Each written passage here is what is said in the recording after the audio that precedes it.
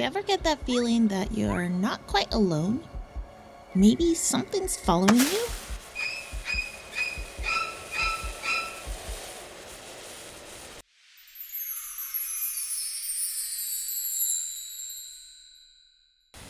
Hey friends, Wickedy here. Got another 76 video for ya. Government supply requisitions. They are everywhere.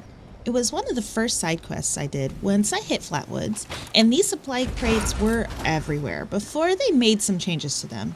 Anyone used to be able to loot from these goodie crates, and gear was plentiful when Flatwoods was full for newbies like me.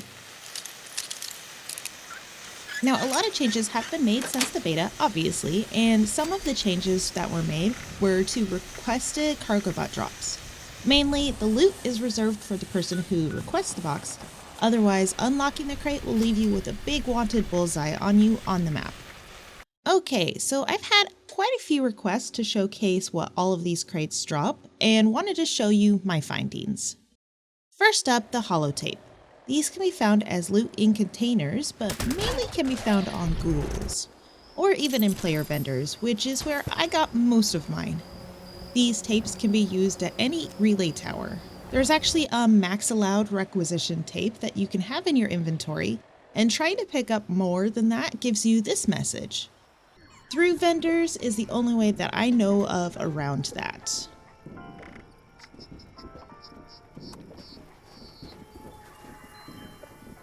Once you have a holotape in hand, you gotta head up to a relay tower of your choice, load it in,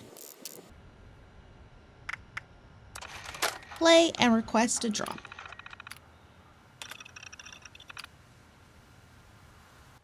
The towers usually have some baddies and turrets to take out, and sometimes the terminal will be busted and you'll have to fix it up.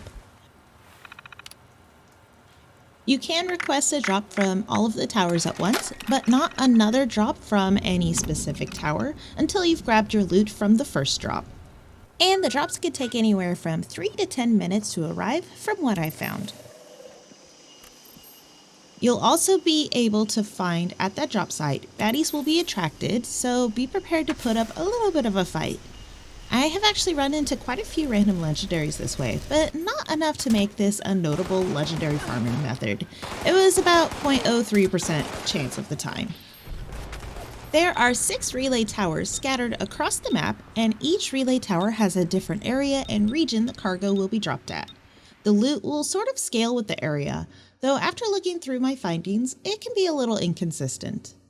I started tracking my drops in September with the hopes of finding some awesome stuff, and picked up a total of 1,000 supply tapes. Yeah, no, that was just a little bit too ambitious.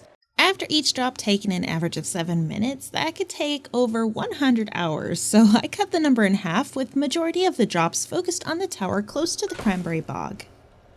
So 80 at each tower and 100 at that last tower, for a total of 500 drops. Let's go over what I found. Me being me, I put it all together in a spreadsheet because I love me some organized data. And I also mapped the drop sites of every single drop, depending on which tower it is. I'll go ahead and link the map that I made down below in the description if you'd like to check it out. Every single drop gives you 5 pre-war money, never more or less in my experience.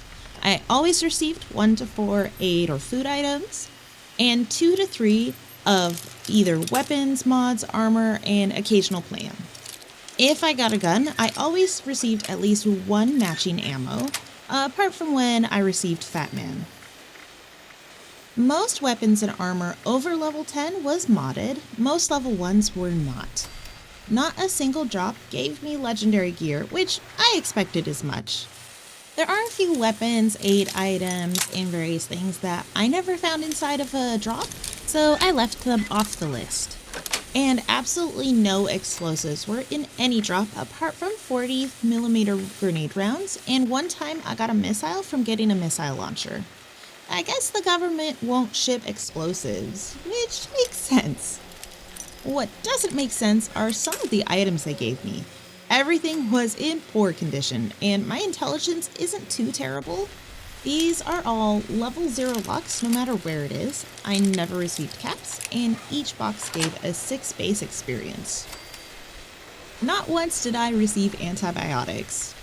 Got things to cure what ails me, but I suppose the government doesn't believe in preventative care. Oh well. At least I got me some dog food. So basically, based on all this, if you are a higher level player and have no need for non-legendary gear or scrapper weapons, this isn't even worth bothering with. Except for collectors. Remember how I mentioned that weapons in these boxes are more often than not modded? Well, I am an avid collector, and one of the items that have often eluded me can be found in these cargo drops. And I'm talking about baseball bats. There are 3 baseball bat color variations that cannot be crafted and can only be found on a modded baseball bat drop. Here's the tricky part though, the color of the bat isn't even in the name, and modded weapons aren't often found lying around. The only other ways that I've heard of people finding them organically are off of boss creatures, sometimes from vendor bots, and treasure mounds. I have tried those tirelessly, and after all I've tried in tracking these bats down, this has been the only way that I have actually personally found them. Sure, they're super low level, you're not going to be taking down the Scourge Beast Queen with this anytime soon, but they're mostly first show anyways. I was only able to find 2 out of the 3 colored bats out of my 500 drops, so the chances are very rare. But after 500 drops, I did find 20 baseball bats. So my odds were at a 0.04% at finding a bat and a 0.004% at finding a color variant. Still need that yellow one though. It was tedious and I'm still missing it. So I might have to look into the other methods while keeping up with the government drops as well. I will say though, Tower DP4521 never actually gave me a baseball bat after 80 drops, so I might skip that location in the future. There were a couple other oddities that I found as well.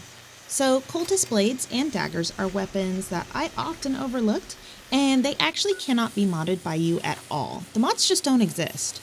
But while doing these drop boxes, I actually found a couple variations. You can actually find a stealth blade and a serrated cultist weapon. I thought that was pretty cool. It's not that useful at a low level, but it's great to show off, I guess. Me and my stupid collector mentality. Well, now that that's all over with, I hope that answered some of your questions on whether or not the government is very helpful in the apocalyptic aftermath, and if these drops are even worth it to you. For me, apart from those baseball bats, no, it's not. But who knows, maybe things will change in Wastelanders, and I'll have to experiment all over again. Alright, I'm Wickedy. Thanks for checking out this video. I really hope it helped. Thanks for sticking around with me, and I will see you in the Wasteland.